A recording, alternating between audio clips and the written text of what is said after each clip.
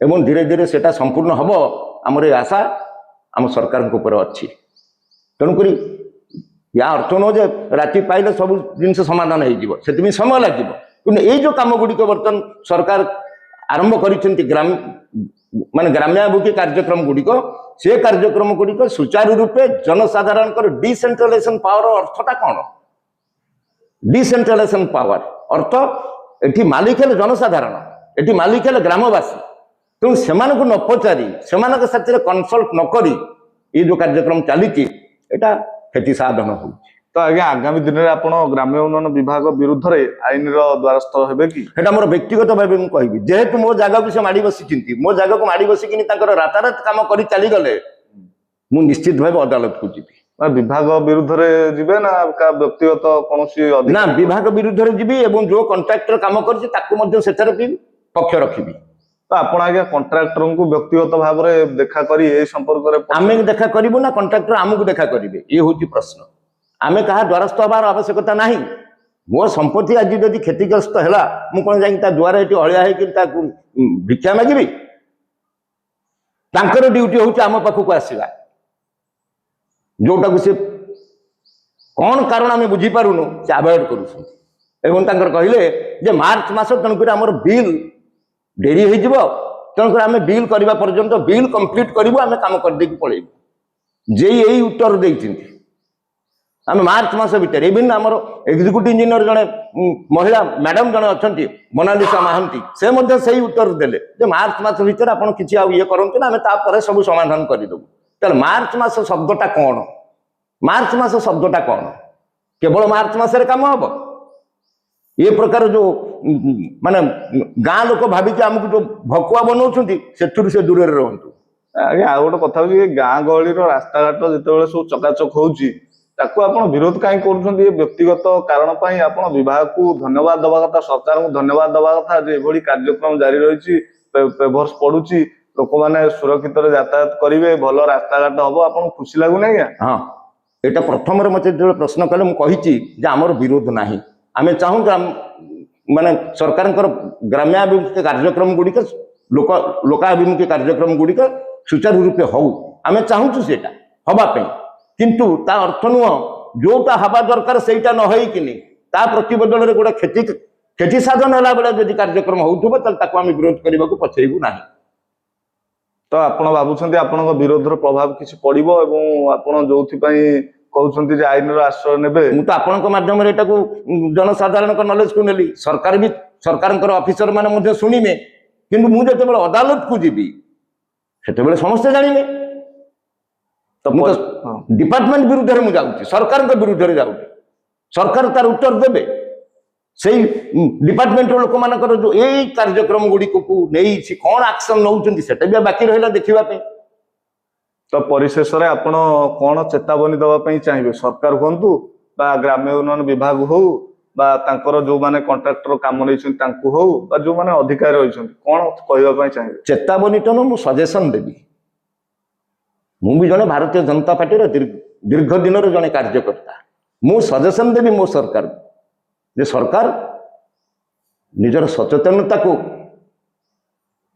से माने प्रयोग करी प्रकृतिर ग्राम्यर जो माने ग्रामांचल जो आवश्यकता सठिक भाव प्रतिपादित करा जाओ यहाँ आम सरकार कमिटमेंट से कमिटमेंट जदि कौन से क्षतिग्रस्त हुए एवं से सरकारी ऑफिसर मान जदि करूँ भयंकर परिस्थिति सृष्टि हो लोक मान आज्ञा व्यक्तिगत स्तर में आपण दलर अनेक नेता हूँ मंत्री हूँ से जो पंचायत राज विभाग जो आरडी डिपार्टमेंट माने मंत्री हूँ आपणकर तो व्यक्तिगत भाव में परिचित अच्छी आप सहित देखा करी अधिकारी के ऊपर चाप पकाना मोर दल साथी परिचित अच्छी कौन सी व्यक्ति विशेष को परिचय को नेले से द्वारे जाकि मत अध्याय पढ़ा पड़ो से आम सरकार मंत्री सरकार मोर मु पाखक जीवी ना सी कार्यक्रम दायित्व को से ठीक भाव सुचारू रूपे जब पालन करेंगे पाखे जीवार आवश्यकता कौन अच्छी मुझे ये नवेदन करुच्ची आपण मैंने जो कम होजे से इंटरफियर करूँ मंत्री हूँ ईआईसी हूँ से जे भी हूँ जिते हायर अथॉरिटी भी हूँ से जेहेतु अणदेखा करुँच तार फायदा तल लेवल एग्जीक्यूटिव स्टाफ ଚାକିରିଆ ମାନେ ନାଇଁ, ଆପଣ ତ ଜଣେ ସଚେତନ ନାଗରିକ।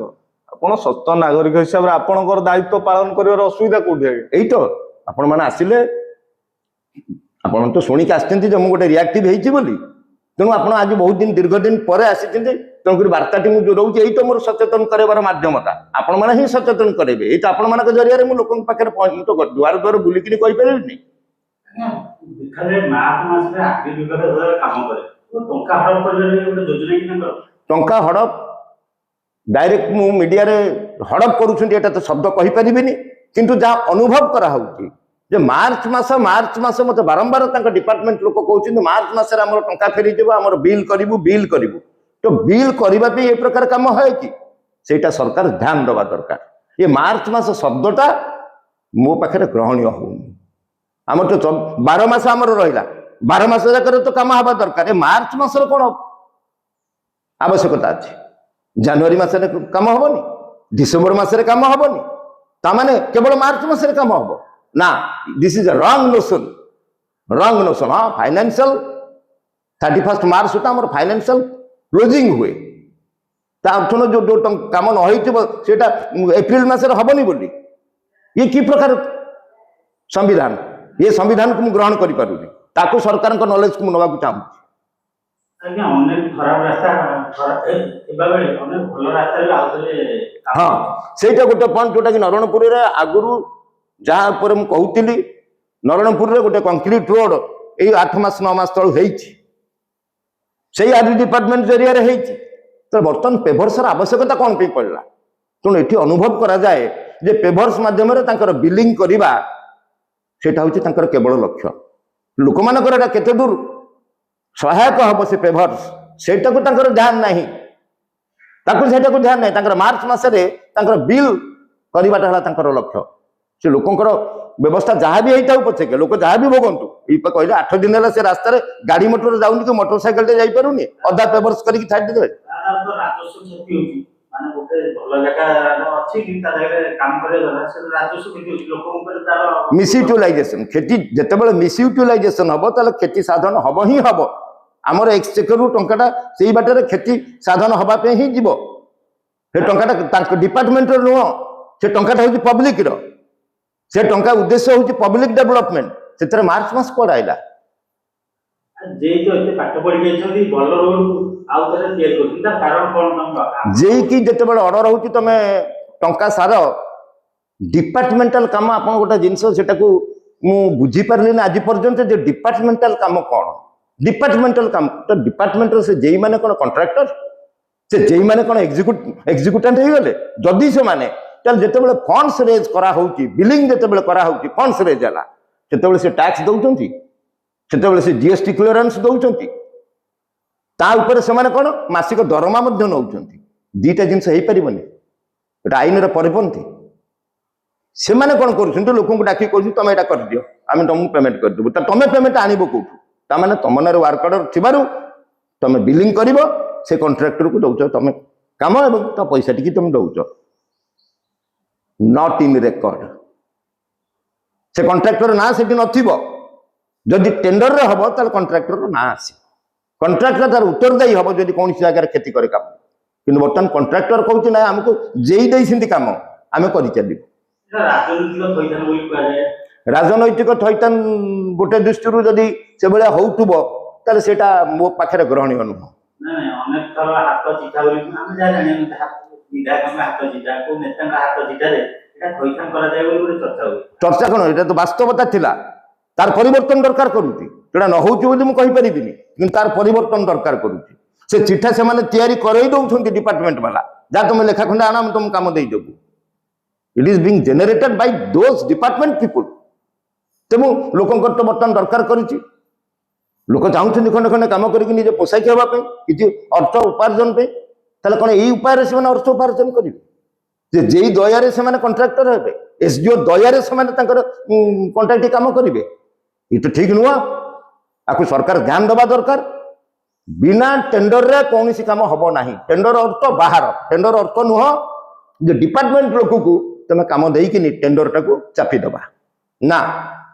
କାରଣ ଟେଣ୍ଡର ଏମିତି ଗୋଟେ ଜିନିଷ, ସେଥିରେ ଏଷ୍ଟିମେଟ ହବ, ତାର ମେଜରମେଣ୍ଟ ହବ, तार रिक्वायरमेंटा पब्लिक भी जानवे तार वर्क क्वालिटी पब्लिक जानवे कनसीयस हे जदि क्वालिटी कौन जगह कंट्राक्टर हूँ जी भी कम कर कंप्रोमाइज है जनसाधारण सचेतन जनसाधारण से निश्चित मुंड टेकिबे कि से सुजोग से दौना बोर्ड मराही आपने जान देखु मुझे तो आपको नवेदन करी आप देखो मुझे जोटा कहली ये ठीक ना भूल आपड़ रेकर्डिंग करूँ ता भितर रखु ता सत्य भी से अणदेखा करेंगे तेल क्या भाग्य बोली कहवा कृषि कारबार प्रोत्साहन ପାଇଁ ଏଭଳି କାମ କରାଯାଉଛି କି ଯୋଉଟା କି ଯୋଉ କାମ ଭଲ ଅଛି ତା ଜାଗାରେ ଆଉ ଟିକେ କାମ ହଉଛି ଯୋଉ ଜାଗା ଖରାପ ଅଛି ସେ ଜାଗାକୁ କରାଯାଉଛି ନା कृषि कारबार ଦେଖନ୍ତୁ ପ୍ରୋତ୍ସାହନ देखो पीसी शब्द गोटाए मुझे 92 ରୁ 95 96 पर्यंत बांकी ब्लॉक अध्यक्ष थी मुझे पीसी बंद करी तेणुक आज पर्यंत भी लोक जो मैंने चिन्ह मत जिते जो सभा समिति में मत इंट्रोडक्शन करते पीसी बंद कर व्यक्ति सत्यनारायण सामंत ठीक अच्छे से पीसीटा कौन तलु ऊपर पर्यंत पीसी कार्यक्रम चलला विगत दीर्घ 24-25 वर्ष काल मुझे पर से ढांचाटा वर्तमान सुधा ठीक भाव बदली नहीं मोहन माझी को सरकार तो माने कौन से स्पॉटलेस गवर्नमेंट जदि स्पॉटलेस गवर्नमेंट स्पॉटलेस एग्जीक्यूटिव हवा दरकार एग्जीक्यूटिव भी स्पॉटलेस हवा दरकार तेरे पब्लिक तार उपकार पाइबे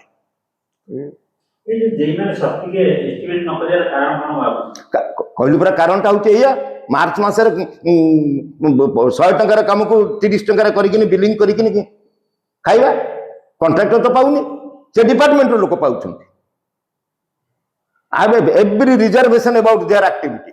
Let government listen it. Let government listen it. आज मोर व्यक्तिगत जगह को से जबरदस्ती करी मु काली कौन प्रकार कंप्रोमाइज जदि करी निजुको हौ ठीक अच्छे रास्ता तो मो गाँ ये होती सेमती केते लोक करेंगे सेमती केते लोक करेंगे बहुत लोक जगह अच्छी ताको जबरदस्ती तुम आक्वायर कर जाऊँ without any compensation without any consultation ये ठीक नुह तो बहुत बहुत धन्यवाद श्रीत सामंत आम सहित आलोचना सामिल होइथिबारु हाँ मु आपको धन्यवाद दूची ये दीर्घ दिन पर आप मो पाखे आसी पहुंचती so I am thankful to you people also कि आपण मैंने यहाँ यथेष्ट भाव टे प्रचार करंतु लोक जानतु तबे दर्शक बंधु आपण माने शुणुथिले श्रीत सामंत कहउथिले तबे आमे आशा करिबा जे ग्राम्य उन्नयन विभाग जदि तांको कथा आम गणमाध्यम जरिया शुणुथांती ताले निहाती भाव में चेष्टा करिवे तांकर समस्या को समाधान करने। तबे रहउची नमस्कार।